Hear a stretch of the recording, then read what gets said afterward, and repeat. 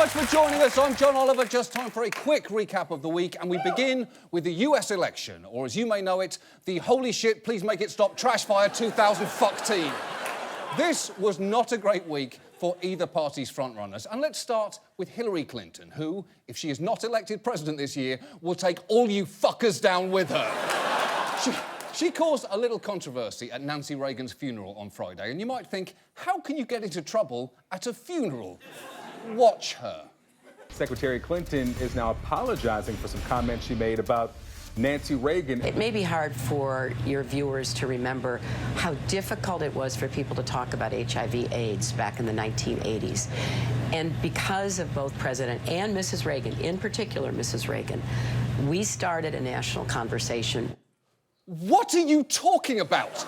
Nobody thinks that. You cannot give the Reagans credit for a national conversation when he didn't publicly say the word AIDS until 1985 and didn't address the nation about it until 1987. So the Reagans started a conversation about AIDS the way many parents start conversations with their kids about sex, by reluctantly mumbling something about it existing around 5 years after it became relevant.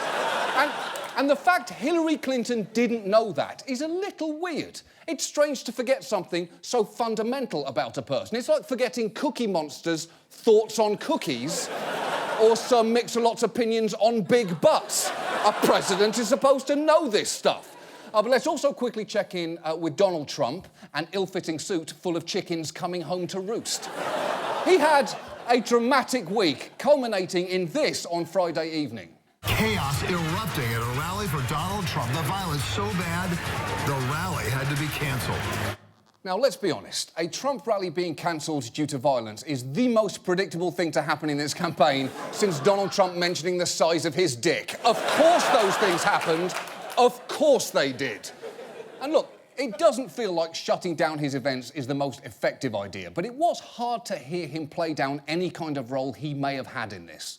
I certainly don't incite violence, and I don't condone violence, and I don't talk about violence. Obviously, you know that's a lie. It couldn't be true, even if he crossed his heart with his tiny little AA battery-sized fingers. Because there have been an escalating series of confrontations at his rallies with his supporters attacking protesters, and where might they get the notion that that's a good idea? Get him out of here. Throw him out. If you see somebody getting ready to throw a tomato, knock the crap out of them, would you? You know what they used to do to guys like that when they were in a place like this? They'd be carried out on a stretcher, folks. Like to punch him in the face. Wow. Strap in, because we're in for a bumpy ride, folks. Donald Trump is one flaming guitar player away from turning this campaign into Fury fucking Road. But let's move on to International Women's Day, the day that men with girlfriends wake up, see the words International Women's Day trending on Facebook and suddenly wonder, shit, do I have to do something right now? It took place on Tuesday, and around the world, countries celebrated with varying degrees of success. For instance, in Russia, where it's observed as a public holiday, Vladimir Putin went on TV with a message for women. Дорогие женщины, Dear women, I wholeheartedly congratulate you on International Women's Day. все успевать. You have time for everything, manage a great load of issues, and stay gentle, bright, and charming. Okay. First of all, it's a little strange to hear a warm message from a man who looks like he's perpetually crushing a baby bird in his fist. And second, if he's trying to be progressive, he's failing here, because managing a great load of issues while staying gentle and charming is exactly the double standard that women are constantly trying to overcome.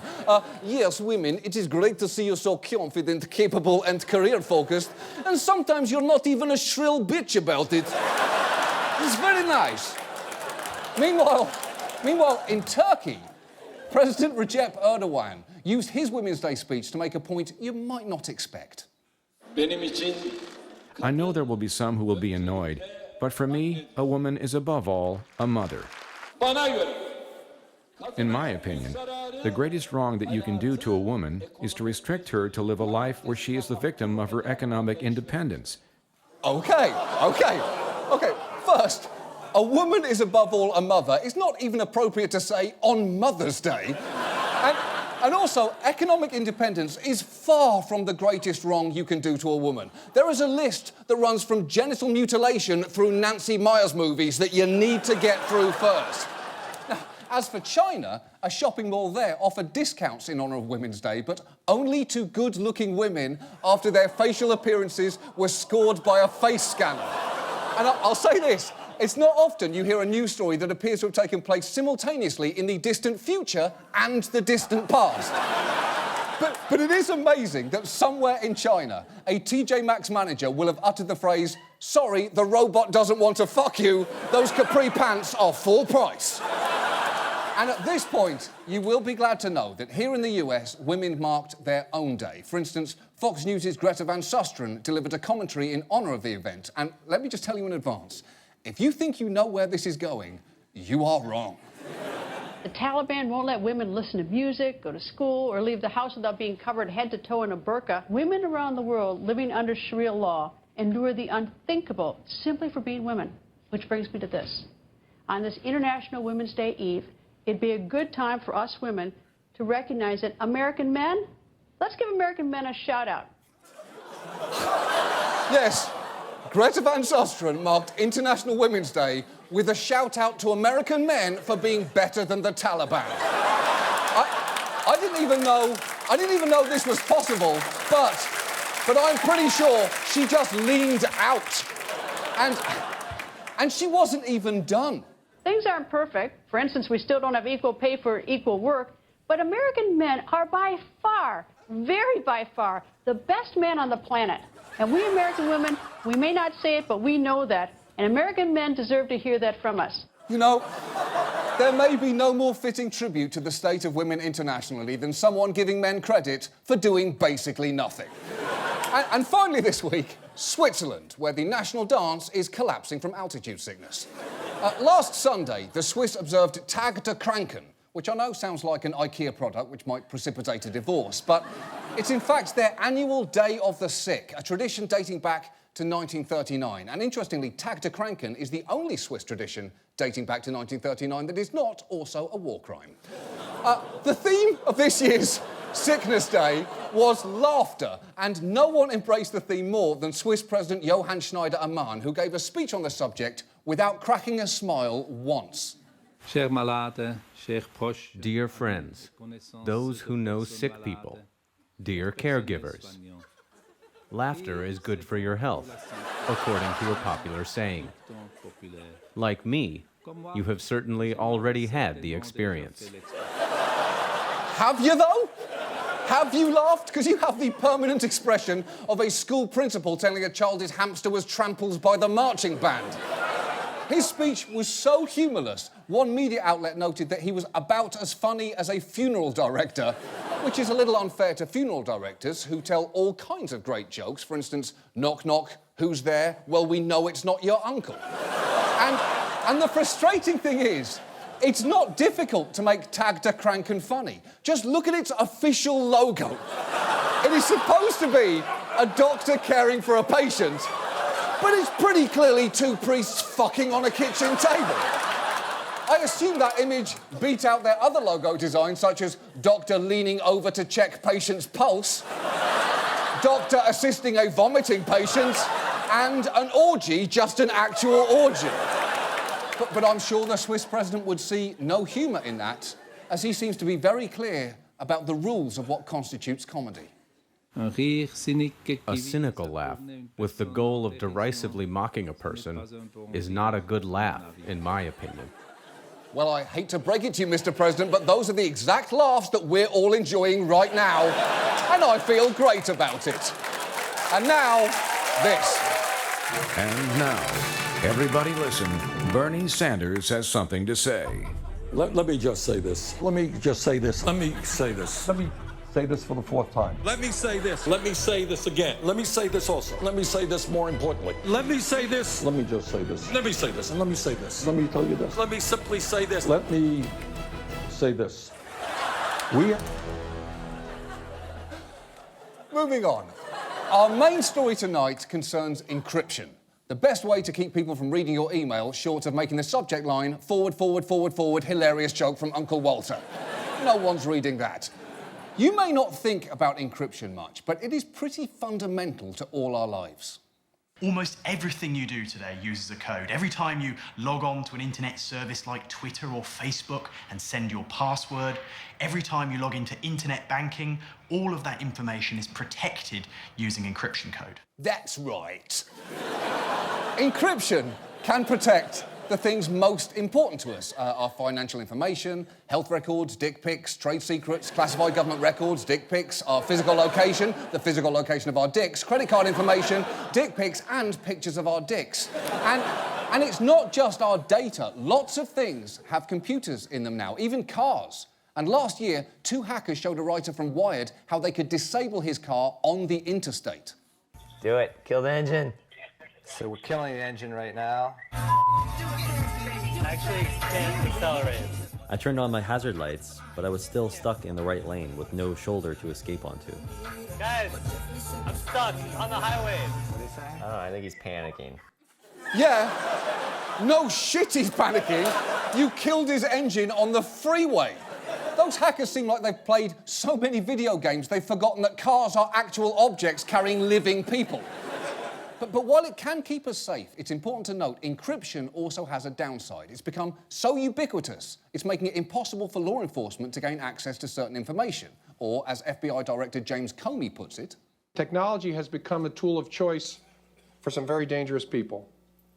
And unfortunately, the law has not kept pace with technology, and this disconnect has created the significant public safety problem we have long described as going dark. Yes, going dark. It's a deliberately ominous-sounding term, because you wouldn't get so scared if they just called it bad guy go bye-bye. And you may have heard about this going dark problem recently related to one particular work iPhone belonging to Saeed Farouk, the San Bernardino gunman who with his wife killed 14 people last December. The FBI needs Apple's help because the security settings on the phone lock the device if a password is entered incorrectly too many times. It may even erase all the data on the phone. The FBI wants Apple to upload software that lets its analysts get around the security features and take as many shots at the passcode as necessary. Yes, the FBI has a dead terrorist cell phone that they cannot get into. It's running a newer version of Apple's operating system where the data is fully encrypted and can only be accessed by unlocking the passcode. Even Apple can't currently get into the phone. So the government is essentially demanding that they come up with a cheat code for their top-selling iPhone game, Fuck What's My Passcode, rated E for everyone. Apple is currently fighting that order in court, arguing it shouldn't be forced to undermine the security features that protect its encryption, an argument which some have found troubling. I think Apple leadership risks having blood on their hands. How in the hell you can't access a phone? I just find baffling. Any system that would allow a terrorist to communicate with somebody in our country and we can't find out what they're saying is stupid. Oh. That is the angriest Lindsey Graham has been about a cell phone since his name got auto-corrected to Linty Grandma. Stupid phone. Learn my name. I am your boss. Stupid. So dumb. This issue has even been brought up on the campaign trail with predictable results. What I think you ought to do is boycott Apple until such time as they give that security number. How do you like that? I just thought it. Boycott Apple. Oh, I just thought of it. Give me another one. Israel-Palestine, make them wrestle in those fake sumo costumes. Done. Being president is easy. But I will say, this is a rare case where Donald Trump's outrage is almost understandable, because Apple's refusal to help crack a terrorist's phone can seem hard to defend, especially when, like John Miller of the NYPD, you think about it incredibly simplistically. There's no bank, there's no safe company, there's no vault, there is no apartment, there's no door that can't be penetrated with a lawful order from a U.S. court. OK, point taken, but was penetrated the best word choice there? The government needs to be able to penetrate you at any time. If we feel you need penetration, we have to be able to penetrate you quickly and effectively here and now. Why is everyone getting so uptight about this? But this is not simple. It's a hugely complicated story with massive implications. And once we get to the end of it, you may not feel the same way that you do now. Because to that man's point, an encrypted phone is not really like a bank or a safe. If you penetrate a safe, you've only penetrated that safe. But a code to open a phone could be modified to open many, many more phones. A fact that does not escape Apple CEO Tim Cook. No one, I don't believe, would want a master key built that would turn hundreds of millions of locks. Even if that key were in the possession of the person that you trust the most, that key could be stolen. The only way we know to get additional information is to write a piece of software that is the software equivalent of cancer. Okay, now, on one hand, giving your phone cancer sounds bad, but on the other hand, The Fault in Our Stars would have been amazing if Shailene Woodley was playing a terminally ill iPhone 6S. No, goddammit, I won't let you go, Hazel. I'll hold down the power button and the home button simultaneously forever. And to be clear, Apple hasn't been completely uncooperative. They've already given the FBI the information they could access, including Farouk's iCloud backups from about 6 weeks before the attacks. But they are refusing to create the cancerous program the FBI wants. Not because it can't be done. They say it would take 6 to 10 engineers up to 4 weeks to do it, or, you know, a standard Genius bar appointment. But Apple worries that once they make that program, they can't keep it 100% safe. And the FBI and its supporters can be weirdly dismissive of that issue in ways that indicate they either don't fully understand how technology works or are pretending not to.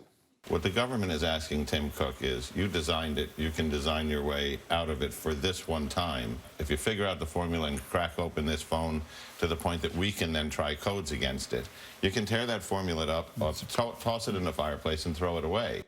Oh, come on. You know Apple is not writing its code on paper next to a fireplace. They're a cutting-edge technology company, not Lord Grantham. And as for the notion Apple can throw the formula away after the FBI uses it once, nobody seriously thinks that is going to happen.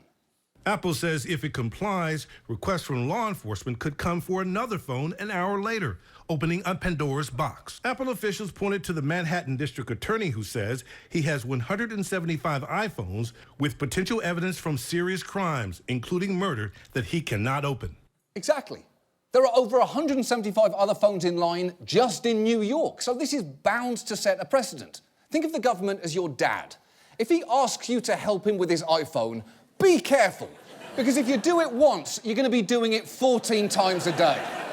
And whatever happens in this case will have ramifications, because the FBI ultimately wants Apple and the entire tech industry to have its encryption always be weak enough that a company can access customers' data if law enforcement needs it. So it might be the iPhone today, an Android phone tomorrow, and a BlackBerry the day after that, assuming that the day after that is in 1998. And you might be wondering, but look, if there's a warrant, do these companies really have a choice? To which the answer, surprisingly, might be yes, they do. The government is currently citing the All Writs Act of 1789, which essentially mandates you must cooperate with investigators if they ask you to do something. But courts are split over whether it applies in cases like these. And there's not really any more recent law covering this area, which is not entirely an accident, because we have been down this road before. The government grappled with encryption 2 decades ago, and in the early 90s, they even came up with what they thought would be the ideal solution. The government will press private companies to use a so-called Clipper chip in their computers, which would allow authorities to monitor coded messages. Now, that Clipper chip was theoretically perfect. Your information could be encrypted, but the government would have an access point when it needed it. It was like giving your house key to a trusted neighbour. You can trust Mike. He's only going to try on your underwear if it's absolutely necessary.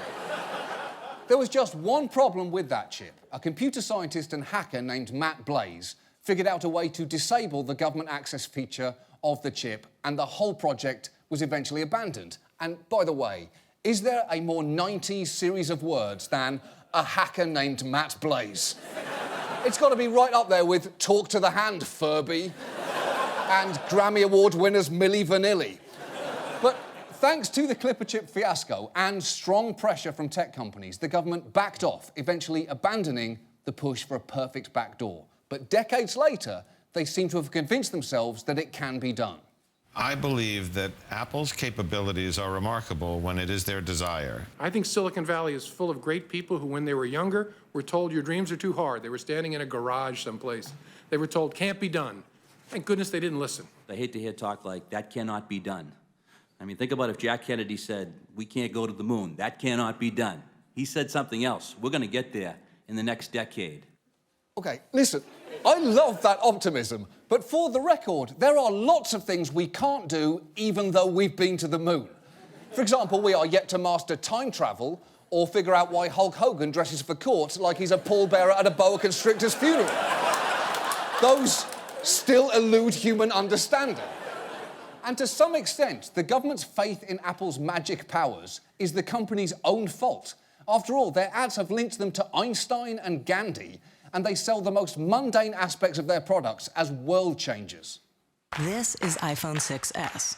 Not much has changed, except it responds to the pressure of your finger. Now you can change apps like this, pay at more places like this, and the new color looks like this. It's rose gold, it's awesome.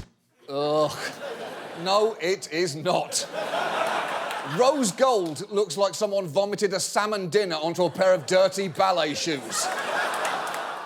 But ads like those obscure the real truth about Apple, which is that beneath their shiny rose gold surface, they, like any other software company, are incredibly susceptible to hackers who are constantly finding flaws in their security features. Right now, you can buy boxes like this one on eBay that can hack you into an iPhone running some versions of iOS 8 or lower. Just watch this YouTube video showing you how they work. You just attach the wire to the screen, adjust a few settings, let it cycle through passcodes, and eventually you are in. And Apple, understandably, do not want us thinking too much about that. Scary security flaws is one of those three-word phrases they absolutely hate to be associated with, like corporate tax avoidance or factory suicide nets. Also, when Apple argues that if it's forced to have access to all its customers' encrypted data, it can't 100% guarantee its safety, most computer scientists agree. Or, as Matt Blaze, the guy who hacked the Clipper chip, puts it, when I hear if we can put a man on the moon, we can do this, I'm hearing an analogy almost as if we're saying, if we can put a man on the moon, well, surely we can put a man on the sun. And that is a rational scientific view.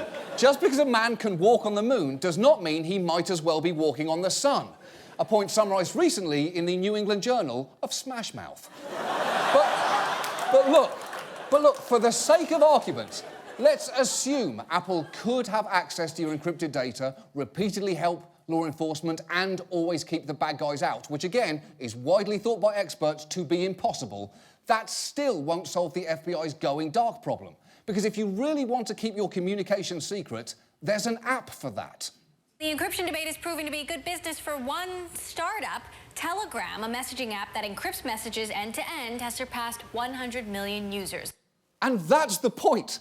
People who want encryption will always be able to find it. If it's not Telegram or WhatsApp, it could be one of the more than 800 other encryption products out there, almost 2/3 of which are made by companies not easily covered by US law, like Silent Phone, or Threema, or Snickety Snack, or Mailgrub. Now, granted, those last two aren't real, but the point is, they will be in 5 minutes if the government forces the other ones to weaken their encryption.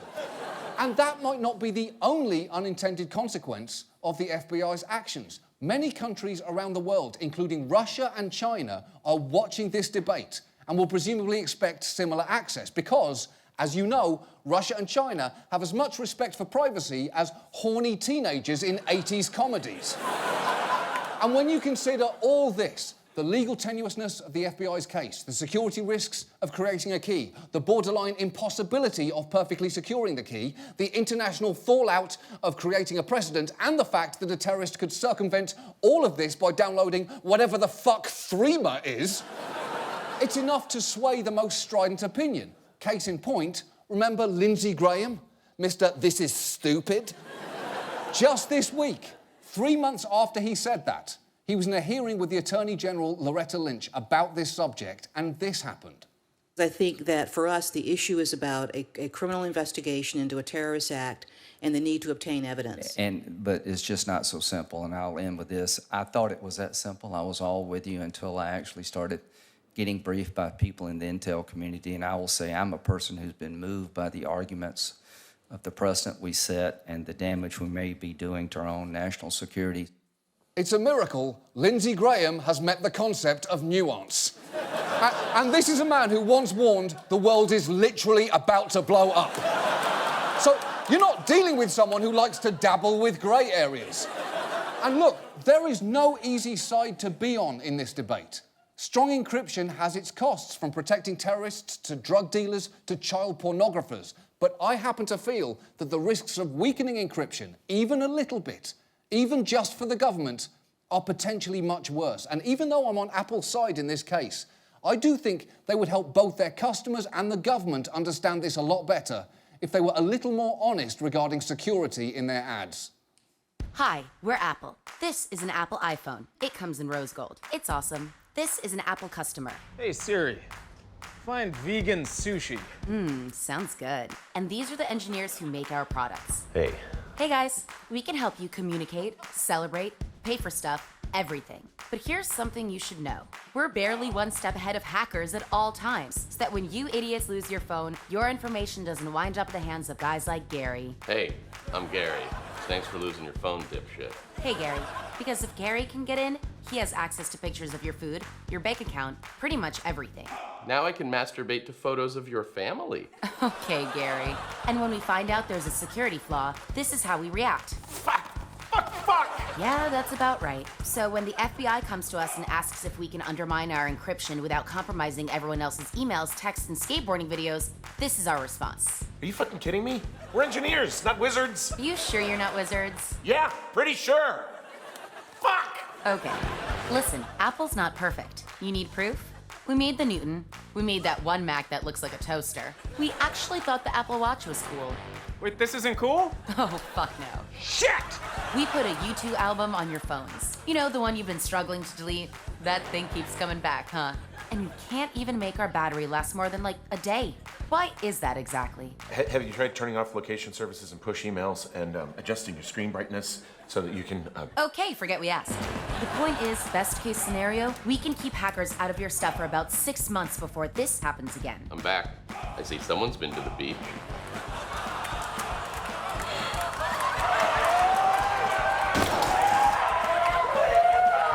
So please, keep enjoying our products. Just know this shaky edifice could crumble at any moment. Apple, join us as we dance madly on the lip of the volcano. That's our show. Thanks for watching. See you next week. Good night.